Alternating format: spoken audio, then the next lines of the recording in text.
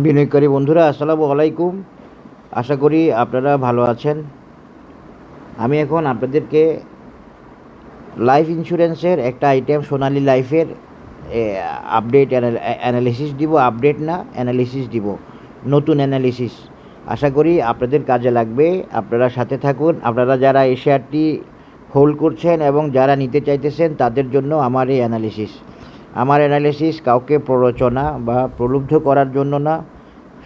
আমার অ্যানালিসিস বিনিয়োগকারীদের সিদ্ধান্ত নেওয়ার একটা সাপোর্ট বা একটা রোড ম্যাপ বা একটা গাইডলাইন, এর বাইরে অন্য কিছু না। আমি কাউরে বাই সেল করাই না। আমি কোনো শেয়ারের অ্যাড দিই না, 2 গুণ হবে 3 গুণ হবে এসব বলে বেড়াই না। আমি কাউরে শেয়ার ফিডিং করানোর কোনো চিন্তাভাবনা নিয়ে অ্যানালিসিস দিই না। আশা করি আপনারা জানেন, আপনারা দেখতে পাচ্ছেন। আমার অ্যানালিসিস ভালো লাগলে আপনাদের কাছে পরামর্শ বা অনুরোধ হচ্ছে আপনারা অবশ্যই শেয়ার করবেন এবং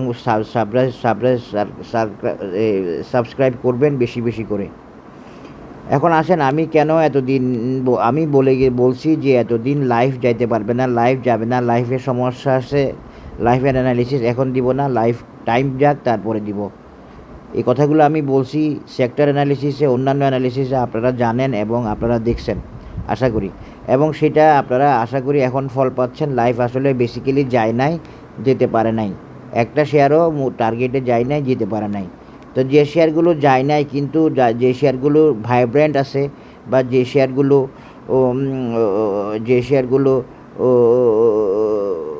টার্গেট ওরিয়েন্টেড আছে, সেই শেয়ারগুলো তাদের পজিশন ধরে রাখছে এবং ধরে রাখার চেষ্টা করতেছে।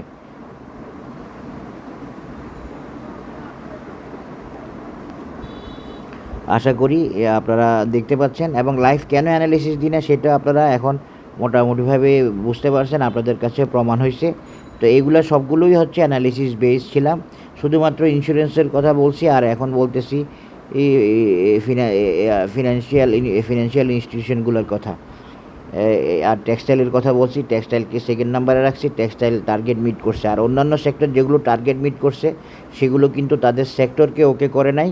তাই সেক্টরকে ওকে না করেও একটা লেভেলে পৌঁছাইছে, জাস্ট নিজেদেরকে একটা পজিশানে নিয়ে আসার জন্য। এটা ওকে হয়নি এখনও সেক্টরগুলো। যাই হোক, এগুলো আমি পরে অ্যানালিসিস দিব। আর লাইফ দিই নাই, লাইফ এখন দেওয়া শুরু করছে এই জন্য যে লাইফ নেক্সটে ভালো করবে এবং লাইফের ভালো করাটা পেন্ডিং আছে, আসন্ন আছে। আশা করি বুঝতে পেরেছেন। এখন আজকে আপনাদের রিকোয়েস্টে আমি সোনালী লাইফের একটা অ্যানালিসিস দিচ্ছি। আমার মনে হয় এখানে তেমন কিছু আশ্রয় নিতে হবে না। ইচিমুকুতে ওকে আছে, বাই সিগন্যালে আছে, পুলিশ আছে। সোনালী লাইফ রীতিমতো মুভমেন্টে যাওয়ার অবস্থায় আছে। মনে হচ্ছে, আমি একটু দেখি না, এখনও মুভমেন্টে যেতে পারবে না, আর একটু কারেকশান হওয়ার ব্যাপার আছে, তারপরে যাবে। এবং সোনালী লাইফ এখান থেকে গেলে তো ভালো, কিন্তু এখান থেকে না গিয়ে একটু নিচে নামার ব্যাপার রয়ে গেছে আমি মনে করতেছি। এবং সোনালী লাইফ এখনই উঠে আসবে না। সোনালী লাইফে একটা কারেকশান হতে পারে, একটু নিচে নামতে পারে। সেই নিচে নামাটা কতটুকু হতে পারে? সেই নিচে নামাটা যেহেতু কারেকশানের একটা রিকোয়ারমেন্ট আছে, সেহেতু সোনালী লাইফ এই লেভেল পর্যন্ত আসতে পারে। এটা আজকে বলে রাখতেছি। আপনারা অ্যানালাইসিস চাইছেন, ডাউন সহ অ্যানালিসিস দিচ্ছি। ডাউন হলে এতটুকু, নইলে এর নিচে না, এতটুকু, এই দুইটা সাপোর্টে সোনালী লাইফ আসতে পারে। আসলো, না আসলে নাই, সমস্যা নাই। এরপরে সোনালী লাইফের অ্যানালিসিসটা দিয়ে দিচ্ছি। কারেকশানের পরে, কারেকশান হলে আপনারা এন্ট্রি দিবেন না, কারেকশানের পরে এন্ট্রি দিবেন, ব্যাপারটা এমন। সোনালী লাইফ কিন্তু এখনই উঠে আসতে পারতেছে না, বাধা আছে। বাধাটা আপনাদেরকে বুঝতে দেয় নাই, কিন্তু বাধা আছে। এটা এক ধরনের ডিস্ট্রিবিউশন। এখানে ডিস্ট্রিবিউশন হচ্ছে, আপনারা এগুলো বুঝেন নাই। আপনারা কিনছেন বা কিনতেছেন, ব্যাপারটা এমন। এই যে দেখেন, ভালো রকমের ভলিউম এবং ভালো মানের ডিস্ট্রিবিউশন। আমি মনে করতেছি এটা ডিস্ট্রিবিউশন। এরপরে কিছুটা নিচে নামবে এবং এই লেভেলেও আসতে পারে, 72 লেভেলে আসতে পারে, আর নইলে উপরের লেভেলটাতে আসতে পারে 76। আশা করি বুঝতে পেরেছেন। এখন আপনারা বলেন, আপনারা সোনালী লাইফের অ্যানালিসিস চাচ্ছেন, আমি তো কারেকশানের অ্যানালিসিস দিছি, তাইলে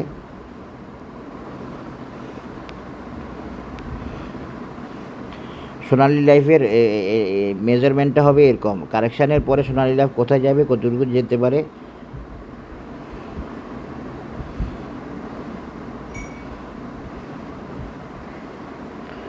কারেকশানের পরে সোনালী লাইফের টার্গেট হবে 120 টাকা বা হ্যাঁ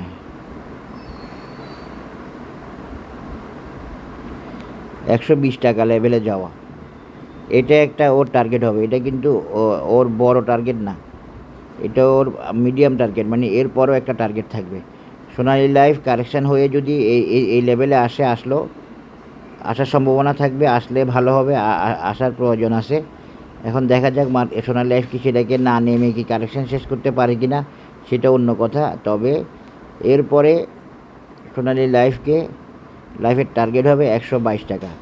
এই 122-এর আগে সোনালী লাইফের একটা রেজিস্ট্যান্স হলো এই টপটা, এই 92 টাকা। এই 92 টাকা ক্রস করলে আপনারা ধরে নিতে পারবেন সোনালী লাইফ 122-এর দিকে যাবে।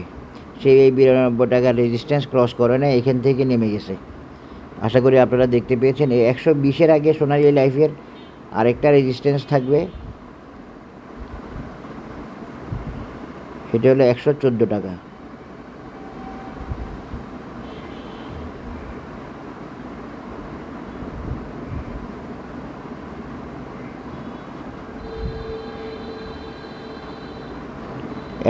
টাকা, 113 টাকা বা 114 টাকা,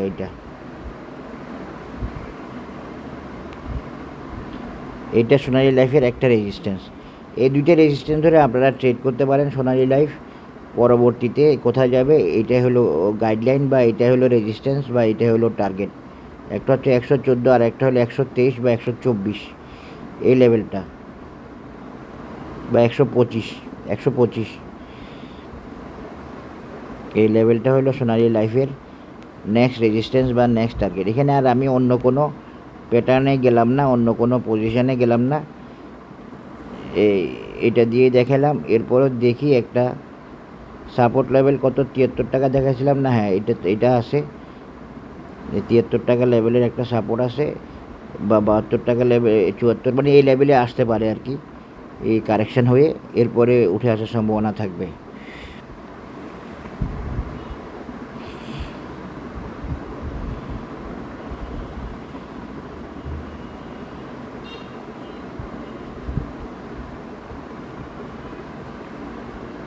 এটা দিয়ে দেখানো যাচ্ছে সোনালী লাইফকে, ABCD প্যাটার্ন দিয়েও দেখানো যাচ্ছে, খুব একটা অসুবিধা নাই ABCD প্যাটার্ন দিয়ে দেখাইতে সোনালী লাইফকে, যেটা টার্গেট 113 টাকা। তার মানে আপনারা 113 টাকা বা 112 টাকা বা 114 টাকা, এই রেজিস্ট্যান্সটা হচ্ছে সোনালী লাইফের নেক্সট টার্গেট। তারপরের টার্গেট রেজিস্ট্যান্স 125 টাকা। এরপরও সোনালী লাইফের অ্যানালিসিস বা টার্গেট থাকবে, সেটা ভিন্নভাবে দেখানো যাবে। এছাড়া আমি সোনালী লাইফকে এখন একটা ক্যাটসাই প্যাটার্নে ফেলা যায় কিনা দেখি।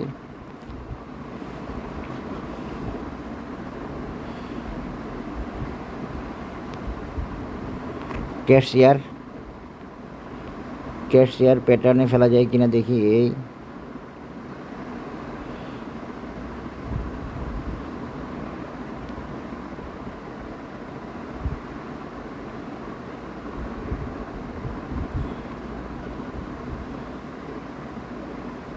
এটা একটা ক্যাটসিয়ার প্যাটার্ন, এই সোনালী লাইফ।